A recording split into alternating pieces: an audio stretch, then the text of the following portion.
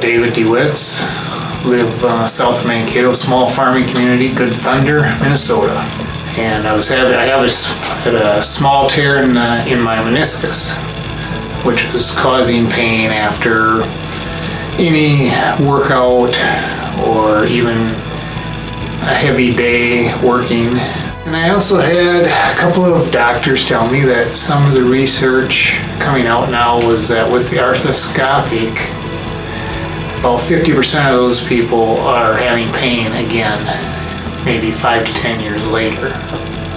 So that's why I wanted to try going this route. At this point, it looks like there's no pain either while you're working or afterwards.